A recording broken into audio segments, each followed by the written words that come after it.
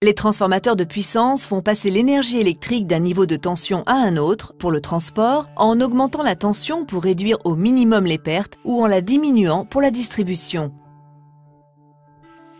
Ils font partie des équipements les plus critiques pour un exploitant. La fabrication d'un nouveau transformateur et son transport jusqu'au site génèrent des frais importants.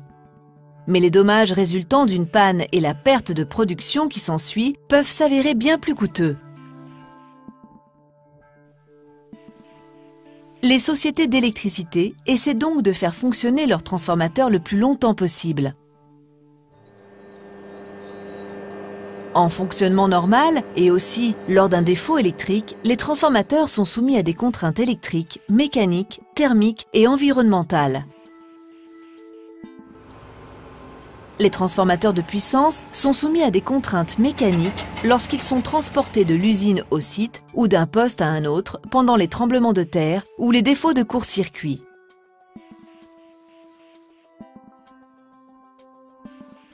Les transformateurs doivent résister aux tensions de fonctionnement, mais aussi aux tensions de choc comme celles de la foudre ou des manœuvres.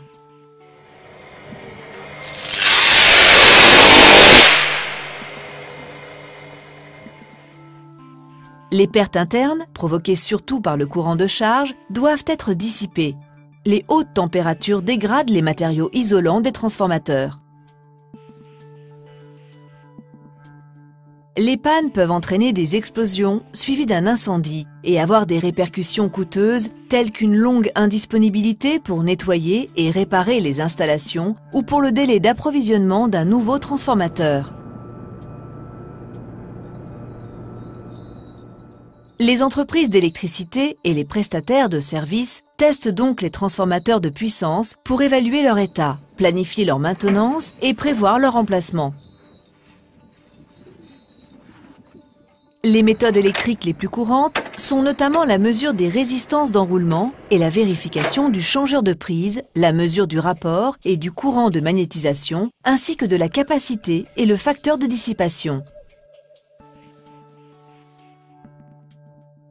Mesurer les résistances d'enroulement et les comparer aux mesures en usine permet d'identifier les dommages éventuels. Par exemple, la présence de court-circuit ou de mauvais contacts dans les enroulements, les connexions ou le changeur de prise.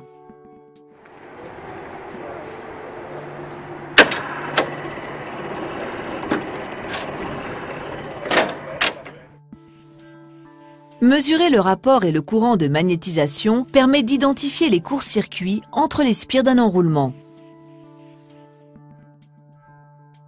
Mesurer la capacité et le facteur de dissipation sert à évaluer l'état des traversées d'un transformateur.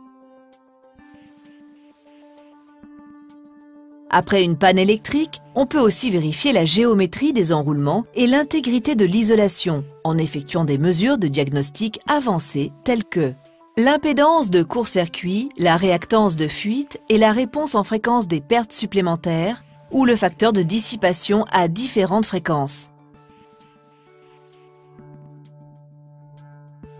Grâce à des mesures régulières de diagnostic et de maintenance, les entreprises d'électricité et les prestataires de services peuvent répondre en permanence aux besoins toujours croissants d'une alimentation électrique fiable.